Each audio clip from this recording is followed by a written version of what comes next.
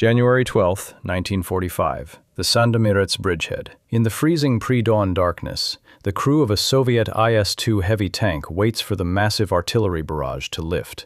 They know that the moment it stops, they will be the first to drive straight into deeply prepared German fortifications. They are sitting inside a machine feared as one of the deadliest of the war, yet it holds a terrifying paradox.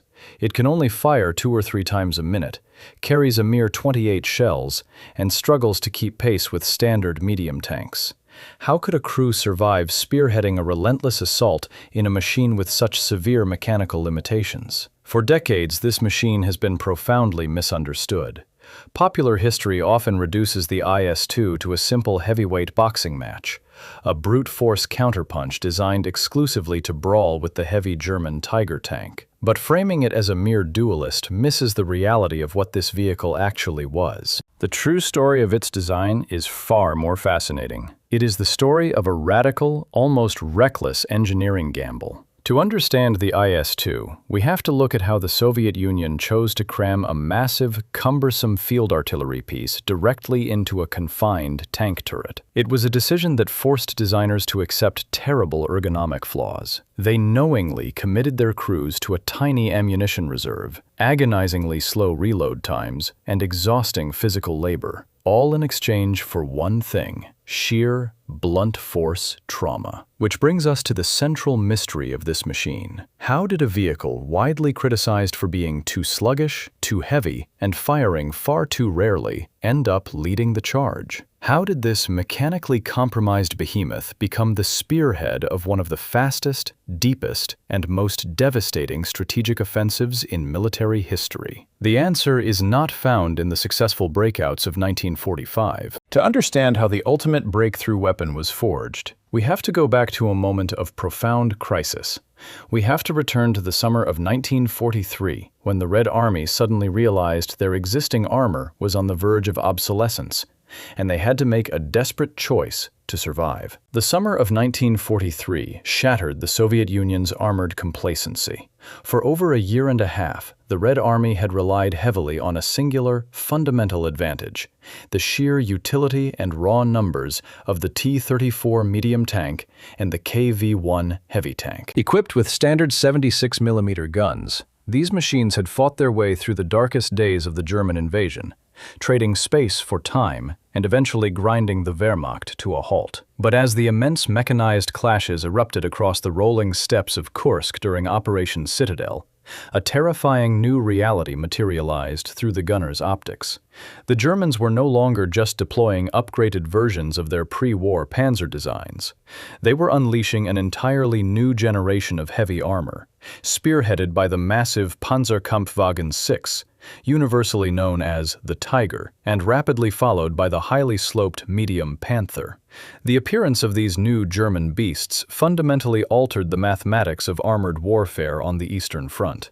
Reports flooding into Soviet command centers painted a deeply alarming picture. Veteran tank crews, men who had survived the grueling urban combat of Stalingrad and the freezing winter counteroffensives, were suddenly finding themselves entirely outmatched. They described nightmarish engagements where their standard armor-piercing shells simply shattered or ricocheted harmlessly off the thick, heavily angled frontal plating of the Panthers, or the massive 100mm vertical steel block of the Tiger. A T-34 or a KV-1 firing its standard 76mm gun at the front of a Tiger from 1,000 meters away was effectively throwing stones at a fortress. To even have a marginal chance of penetrating these new German machines, Soviet crews were forced into suicidal tactical maneuvers.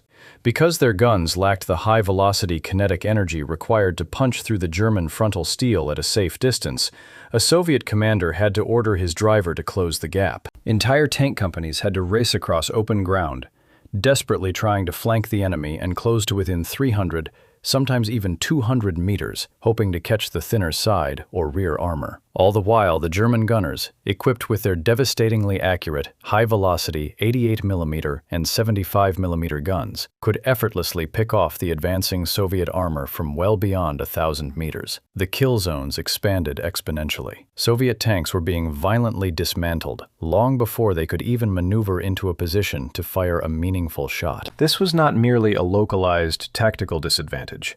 It was a strategic crisis of the highest order. The Red Army was in the midst of transitioning from desperate defense to massive, front-wide counteroffensives. Their entire operational doctrine relied on creating deep breakthroughs and exploiting them with rapid, overwhelming armored thrusts. But if the German defensive lines were now anchored by mobile steel pillboxes that could destroy Soviet armor from a mile away with near impunity, the impending Soviet offensives would be bled dry. The momentum gained over the winter threatened to evaporate completely. In the war rooms in Moscow and the design bureaus in the industrial heartland of the Urals, the atmosphere grew increasingly frantic. The leadership recognized that without a drastic and immediate increase in armored firepower, the cost of pushing the Wehrmacht back to the borders of the Soviet Union would be measured in an unsustainable number of burning tanks and lost crews. The mandate handed down to Soviet engineers was absolute. They needed a new weapon capable of destroying a Tiger at normal combat ranges, and they needed it immediately. But the brutal reality of industrial warfare dictates that you cannot simply wish a new tank gun into existence. Designing a modern, dedicated, high-velocity anti-tank weapon is a complex, time-consuming process. It requires meticulous metallurgical research to cast barrels capable of withstanding immense internal pressures. It demands the engineering of entirely new, highly efficient recoil mechanisms to absorb the violent shock of the firing sequence without ripping the turret ring apart. It requires developing new armor-piercing ammunition, calculating complex ballistics, and then, crucially, retooling the massive heavy industry plants to mass-produce these intricate new components without interrupting the vital daily flow of existing tanks to the front. If the Soviet design bureaus followed traditional engineering protocols to develop a bespoke, high-velocity 85 or 100 mm tank gun from scratch, they would need years of development, field testing, and refinement. But the war on the Eastern Front was measured in days and weeks.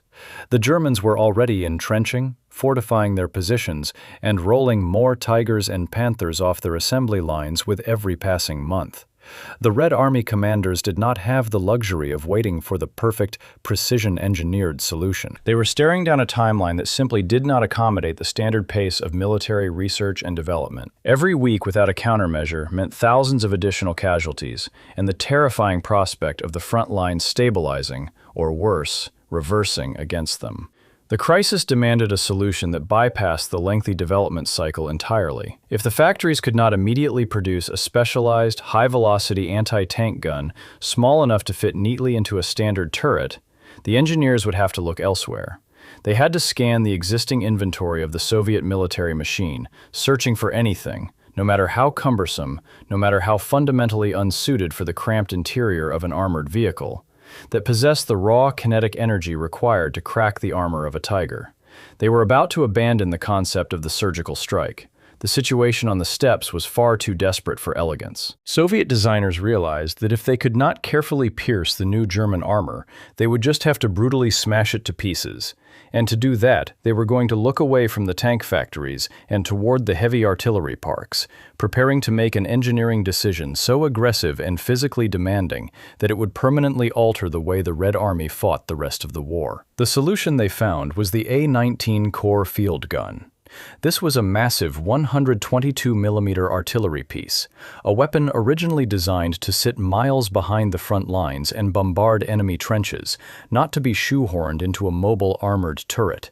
Yet, in a brutal triumph of wartime pragmatism, Soviet engineers at Factory No. 9 managed to modify the recoil mechanism and the breech block just enough to drop this gargantuan weapon directly into the chassis of the new IS heavy tank.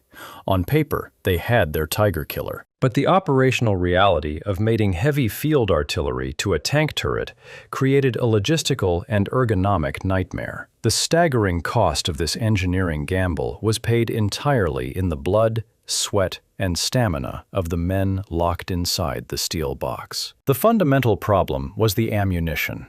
A standard tank gun uses a unitary cartridge. The projectile and the explosive propellant are bound together in a single brass casing, allowing a loader to seamlessly slide the whole unit into the gun in one fluid motion. The 120 mm gun was far too large for that. It required separate loading ammunition, For the loader stationed inside the IS-2, every single pull of the trigger initiated an agonizing test of physical endurance. First, in the claustrophobic, dimly lit confines of the turret, he had to wrestle a solid steel projectile weighing roughly 55 pounds out of the storage racks. He had to manually heave this heavy cone of metal up and ram it forcefully into the open breach, but the gun was not ready to fire. He then had to pivot, reach back into the racks, and extract a separate, bulky brass propellant casing weighing another 35 pounds, wrestling it into the chamber behind the shell, before finally slamming the heavy breech block shut. Doing this once on a quiet testing ground was exhausting.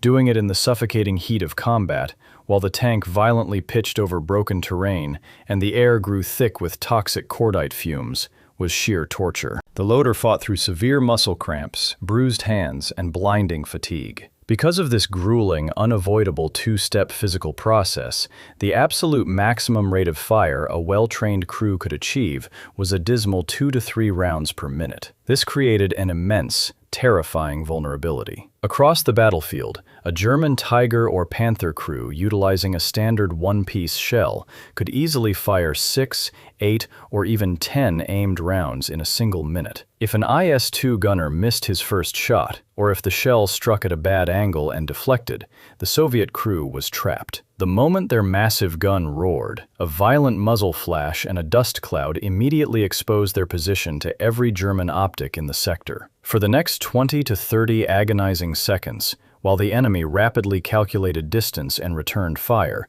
the IS-2 was effectively defenseless. The crew could do nothing but sit in the dark, listening to enemy shells shattering against their thick armor, screaming at their exhausted loader to shove another 90 pounds of steel and explosive into the breach. To make matters worse, these massive two-part rounds consumed an enormous amount of internal volume. There was simply no space left inside the hull. The IS-2 rolled into battle carrying a pitifully small reserve of just 28 shots. A crew could burn through their entire combat load in a matter of minutes, leaving them as a 46-ton target. By every conventional metric of tank-on-tank warfare, this was a deeply compromised, fundamentally flawed machine. It fired too slowly, carried too little ammunition, and demanded too much of its crew. If the goal was to build a machine to duel German panzers across the open fields, the IS-2 was a dangerous liability. But the Soviet High Command had not authorized this grueling design to fight snipers.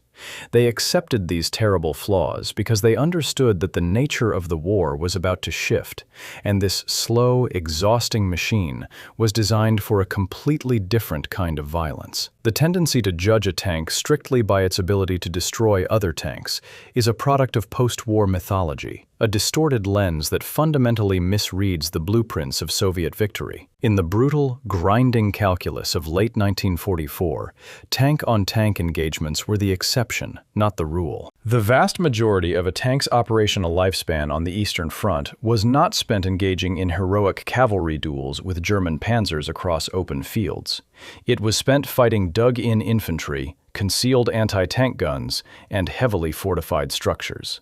If we evaluate the IS-2 solely as a predator designed to hunt the Tiger, we miss the profound tactical reality of the vehicle. Yes, it was entirely capable of destroying German heavy armor. The sheer kinetic energy of its BR-471 armor-piercing round was cataclysmic. Fired from the massive A-19 derivative gun, a 55-pound solid steel slug possessed such terrifying momentum that it frequently did not even need to pierce the armor plate of a Tiger or Panther to achieve a catastrophic vehicle-destroying kill. When that immense mass of metal struck a German turret at high velocity, the physics of the impact were devastating. The immense transfer of kinetic energy could shatter the enemy vehicle's internal structural welds, violently tear the massive turret ring completely off its mountings, or cause massive internal spalling. Spalling occurs when the blunt force trauma of an impact sends intense shock waves through the armor, causing the inner layer of the steel plate to forcefully peel away, sending jagged, razor-sharp flakes of metal ricocheting through the cramped enemy crew compartment at the speed of a rifle bullet. German ordnance inspectors examining Panthers struck by 122mm fire frequently documented catastrophic structural failure. The thick, highly alloyed armor plates simply cracked in half under the sheer blunt force trauma of the impact. But hunting enemy armor was a secondary, almost incidental mission. The Soviet High Command did not tolerate the IS-2's agonizingly slow reload times, the exhausting physical toll on the loader, and the microscopic ammunition capacity just to build a slightly better tank destroyer. They accepted those fatal flaws because the machine was engineered for a singular, highly specialized, and absolutely critical operational role. It was not a duelist. It was a dedicated, uncompromising siege hammer, built to smash the static defenses of the Third Reich. To understand the true destructive power and the fundamental purpose of this machine, we have to look away from the armor-piercing ammunition and examine the weapon that comprised the vast majority of its 28-round combat load, the OF-471 high-explosive fragmentation shell. This was the real reason a massive, core-level field gun had been crammed into a tank turret. The shell itself was a terrifying piece of ordnance, a massive steel cylinder weighing over 55 pounds, packed with a heavy internal bursting charge of high-grade TNT. When Soviet forces began pushing the Wehrmacht back out of Ukraine and toward the borders of Europe, they were no longer fighting fluid, mobile battles of maneuver across the open steppes.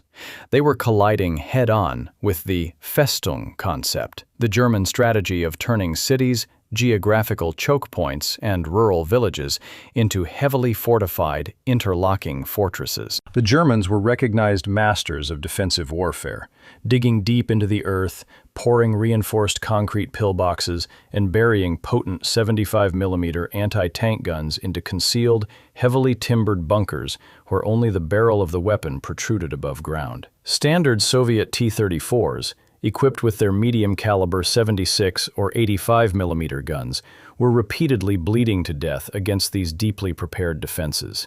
Their high-explosive shells, while effective against exposed infantry, simply lacked the explosive yield required to collapse a reinforced concrete bunker, shatter a buried timber roof, or bring down a multi-story stone building that had been heavily sandbagged and converted into a machine gun nest. It could easily take a T-34-10 or a dozen direct hits to slowly chip away at a fortified strongpoint, exposing itself to lethal return fire for minutes on end. The IS-2 changed this grim arithmetic entirely. The 122mm high-explosive shell did not chip away at defenses. It erased them from the map. When an IS-2 fired an OF-471 shell into a fortified urban structure, the results were apocalyptic. The crew utilized a specialized delay fuse on the shell. This allowed the heavy steel casing to physically punch through the outer brick, masonry, or stone walls of a building before the internal charge detonated deep inside the structure's enclosed volume. The resulting overpressure in a confined space was instantly lethal, violently collapsing load-bearing walls, blowing out ceilings, and turning the very fabric of the building into a hurricane of deadly masonry shrapnel. Against a dug-in anti-tank gun in a timber-reinforced trench line, a near miss from the 122mm gun was often just as effective as a direct hit. The immense shockwave of the 55-pound shell detonating in the earth would violently uproot the heavy gun carriage, bury the enemy crew in tons of displaced dirt, and shatter the delicate optical sights required to aim. The IS-2 only needed to fire a single round to permanently neutralize a defensive node that would have held up a battalion of medium tanks for hours. This is the exact reason why the pitifully small ammunition capacity of 28 rounds was ultimately deemed acceptable by the Soviet High Command. A single shot from an IS-2 solved a complex tactical problem that a T-34 couldn't solve with 20. The heavy tank did not need to fire rapidly. It merely needed to fire decisively. Because of this incredibly specialized, highly destructive role, the IS-2 was not distributed piecemeal across the regular Army infantry divisions, nor was it intended to be used as a rapid exploitation vehicle to chase down retreating enemy columns. Instead, these machines were consolidated into elite autonomous formations, officially designated as Independent Heavy Tank Regiments of the Guards. These units were the strategic battering rams of the Red Army, held closely in the Supreme Command Reserve and deployed only at the absolute critical axes of an advance. They were commanded by highly experienced veteran officers, and their crews were hand-picked from the survivors of the earlier, desperate years of the war, men who understood the precise mechanics of surviving under fire. When a Soviet front commander encountered a deeply layered German defensive line that simply could not be broken by conventional artillery barrages and standard medium armor, he called up the Guards' heavy tank regiments. Their specific job was to execute the most dangerous maneuver in modern warfare, a deliberate frontal assault directly against deeply entrenched, heavily armed enemy positions. To survive this practically suicidal mandate, the IS-2 was wrapped in an imposing, highly sophisticated shell of thick, sloped steel. While early production models featured a complex stepped front hull that proved vulnerable to heavy German anti-tank fire, Soviet engineers rapidly evolved the design. By 1944, they had smoothed the front of the tank into a massive, heavily angled glacis plate, roughly 120 millimeters of solid steel. But the raw thickness of the armor was only half of the protective equation. Because the armor plate was sloped at extreme angles, a high-velocity German armor-piercing shell striking the front of the tank had to travel through significantly more relative steel to achieve penetration, and was highly likely to simply ricochet off the angled surface into the sky. The turret featured a massive bulbous cast mantlet designed to physically swallow the kinetic energy of incoming rounds. This immense protection was not designed to facilitate high-speed cavalry charges or rapid flanking maneuvers. The IS-2 was fundamentally built to operate at a slow, deliberate,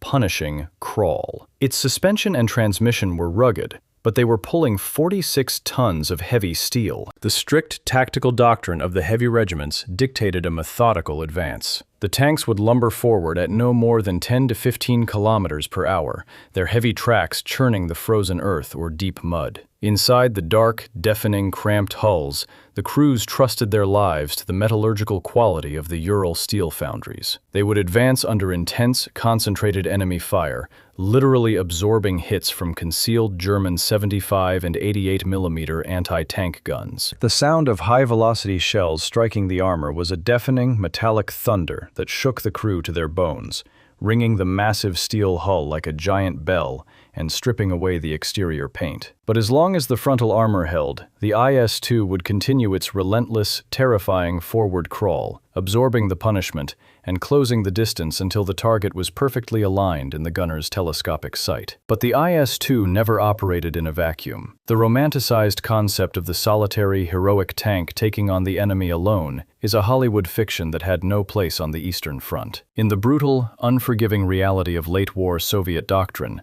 the heavy tank was merely the central anchor of a highly sophisticated, tightly integrated combined arms orchestra. A heavy tank regiment moving into the assault was accompanied by a lethal array of specialized support units, all working in violent synchronization. Because the IS-2 had notoriously terrible visibility from the commander's cupola and suffered from massive optical blind spots right around the hull, it was highly vulnerable in close-quarters combat. Deeply entrenched German infantry, armed with Panzerfausts, cheap, shoulder-fired shape charge weapons capable of burning a jet of superheated plasma through even the thickest armor, could easily destroy a blind heavy tank in a ruined city street. To actively counter this threat, the heavy tanks were shielded by dedicated squads of tanko-desantniki. These were heavily armed, highly aggressive submachine gunners who rode directly on the rear engine decks of the advancing tanks. As the heavy vehicles approached the designated kill zone, these infantrymen would dismount into the fire, fanning out into the urban ruins or the trench lines. They acted as the eyes and ears of the blind steel beasts, actively hunting the German anti-tank teams in the cellars, clearing the flanking trenches with grenades, and providing the vital situational awareness that the tank crews lacked. In the deafening roar of combat, These infantrymen would frequently communicate with the buttoned-up tank crews by striking the outside of the steel turret with the wooden butts of their rifles to indicate the direction of concealed enemy targets. Ahead of the tanks, specialized combat sappers crawled through the mud, snow, and barbed wire under intense covering fire, physically probing the earth with bayonets to locate deeply buried anti-tank teller mines. They meticulously marked safe lanes through the minefields with white tape, ensuring the heavy tanks did not lose their tracks before reaching the enemy lines. When the Soviet assault finally hit the main German defensive belt, the tactical geometry of the breakthrough snapped into place. If a heavily fortified concrete pillbox or a buried POC front pinned down the Soviet infantry, the fast, lightly armored T-34s would not attempt a suicidal frontal charge. Instead, they would instantly fan out to the flanks, aggressively laying down suppression fire with their machine guns and distracting the enemy anti-tank gunners. They waited for the bear. The IS-2 would slowly emerge from the smoke and artillery dust, physically shrugging off the lighter defensive fire. Because it lacked any form of gyroscopic stabilization, the heavy tank could not fire its massive gun on the move with any hope of accuracy. The machine would grind to a complete shuddering halt, suspending all forward momentum. For a terrifying 10 to 15 seconds, it became a stationary target, a massive silhouette dominating the battlefield. The gunner would carefully index his optics, slowly elevate the massive barrel of the A-19 gun, and pull the firing lanyard. The ensuing detonation of the 122mm high-explosive round against the pillbox would instantly solve the tactical stalemate, leaving nothing but a smoking, shattered crater where the enemy stronghold had been seconds before. With the structural linchpin of the German defense completely obliterated, the IS-2 would shift gears and resume its slow crawl, while the T-34s and the infantry poured rapidly through the newly created gap, widening the structural breach and collapsing the German trench line from the inside out. The widespread introduction of this methodical, overwhelming force deeply traumatized the German defenders and fundamentally altered the psychological landscape of the Eastern Front. Initially, Wehrmacht military intelligence and frontline combat commanders had struggled to understand the new Soviet behemoth.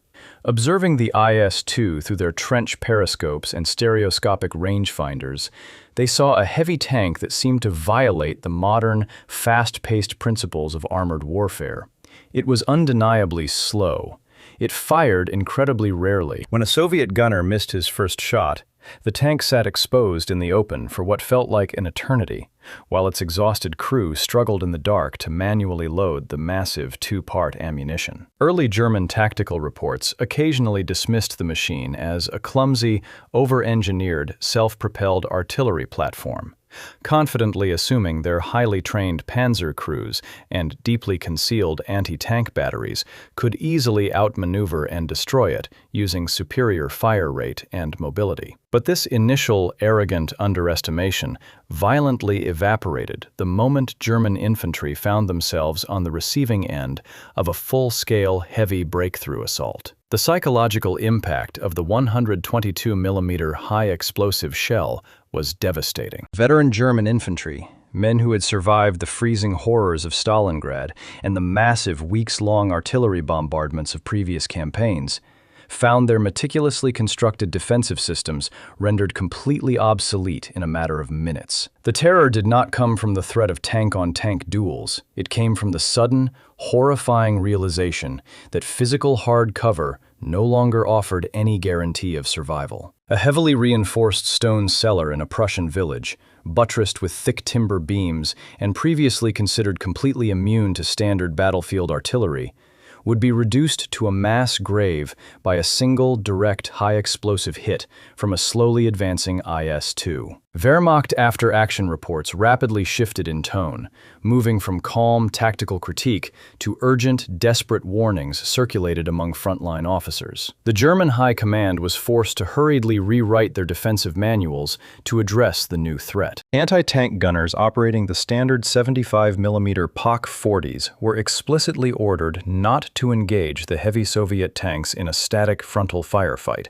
as revealing their concealed position to an IS-2 gunner was effectively signing their own death warrants. Instead, they were instructed to hold their fire, let the heavy lead tanks pass their positions entirely, and attempt to ambush them from the thinner side or rear armor, a tactic that was incredibly difficult and dangerous to execute when the Soviet tanks were tightly surrounded by highly aggressive, combat-hardened submachine gunners actively hunting for them. The core of German defensive doctrine relied entirely on absorbing the initial shock of a Soviet attack, bleeding the enemy armor dry in deeply prepared kill zones, and then launching rapid, localized counterattacks with mobile panzer reserves to seal the breaches. But the Heavy Guards regiments systematically dismantled this doctrine piece by piece. They did not just punch temporary holes in the German lines. They completely pulverized the physical and tactical infrastructure required to mount a cohesive defense. They systematically deleted the interlocking machine gun nests, shattered the concrete anti-tank strongpoints, and crushed the fortified artillery observation posts, leaving the German infantry blinded, isolated, and utterly demoralized in the face of the encroaching Soviet tide. The reluctant, grim recognition spread rapidly through the ranks of the Wehrmacht. The Red Army had engineered a blunt force weapon that simply could not be stopped by conventional entrenchment. By the late autumn of 1944, this brutal machinery of breakthrough had been honed to a lethal, highly synchronized edge. The early mechanical flaws, the severe ergonomic nightmares, and the grueling physical toll placed upon the exhausted loading crews remained. But the Red Army had learned exactly how to wield their heavy siege hammer to maximum tactical effect. The Soviet war machine was no longer fighting a desperate battle for its own survival on the ruined steppes of Russia. It was gathering its immense industrialized strength on the very borders of the Third Reich itself. Across the freezing expanse of Eastern Europe, the final, most formidable obstacles of the entire war loomed ahead. The Germans had spent months transforming the geography of Poland and East Prussia into a deeply layered, heavily fortified labyrinth of anti-tank ditches, massive concrete bunkers, and entrenched artillery zones, specifically designed to bleed the impending Soviet offensives to a permanent halt and force a political stalemate. The tactical theories of the heavy breakthrough regiments were about to be put to the ultimate apocalyptic test. The supreme order was handed down from Moscow to prepare for a winter offensive of unprecedented scale and violence, an operation intended to completely shatter the formidable German defensive lines along the Vistula River and tear open the direct road to the heart of the Reich. The IS-2 crews, exhausted but hardened by months of grueling close-quarters combat, meticulously checked their massive two-part shells, fueled their heavy machines in the freezing dark, and moved silently into their forward staging areas. They knew exactly what was required of them in the coming dawn. They were not there to exploit the breakthrough and race toward Berlin. They were there to create the breach. The dawn of January 12, 1945, did not arrive with the sun. It arrived with the thunder of Soviet artillery along the Vistula River. When the barrage finally lifted, the heavy tank regiments lurched forward. This was the opening phase of the Vistula-Oder offensive, an operation that would perfectly demonstrate the brutal efficiency of the Soviet breakthrough doctrine.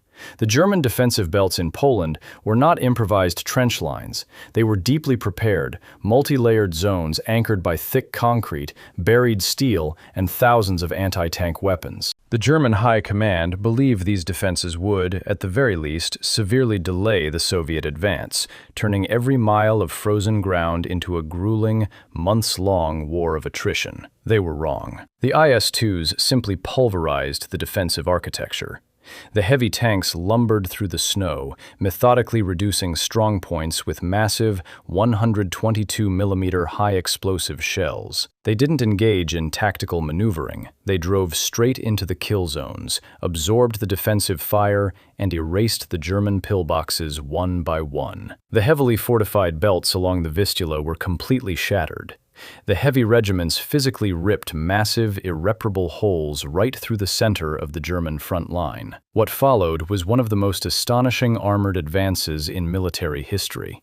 Through the gaping breaches created by the slow-moving heavy tanks, the Red Army poured its mechanized forces.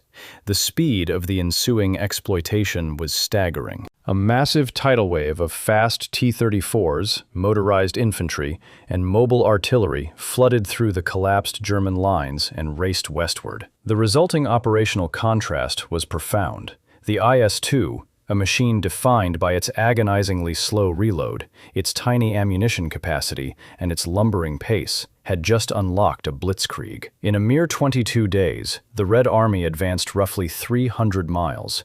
They swept through Poland, taking Warsaw, Krakow, and driving deep into Upper Silesia. The German front completely collapsed under the momentum.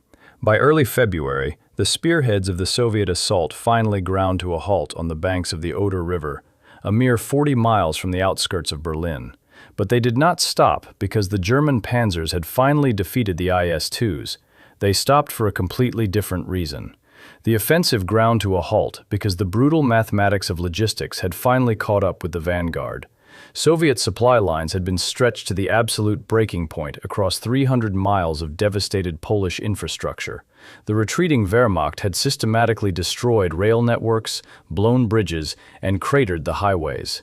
As the winter freeze began to thaw into deep, sucking mud, the rapid advance left massive, unsecured flanks, exposed to potential German counterattacks from Pomerania in the north and Silesia in the south.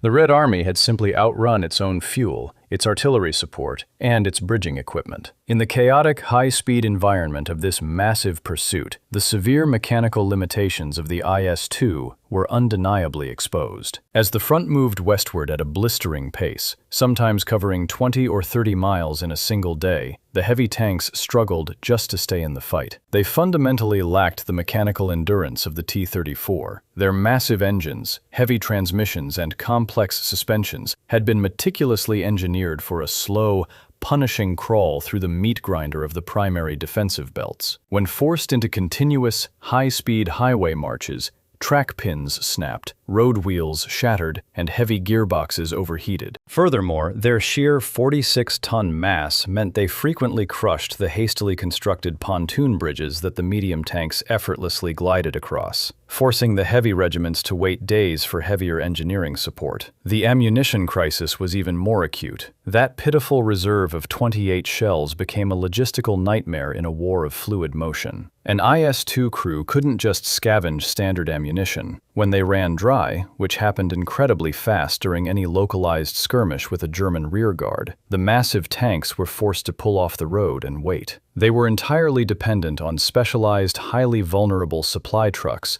struggling to navigate congested, deeply rutted supply arteries that stretched hundreds of miles back to the Soviet railheads. Without those trucks, a heavy tank regiment was nothing more than a collection of stationary steel bunkers. Yet, this logistical exhaustion did not represent a failure of the IS-2's design.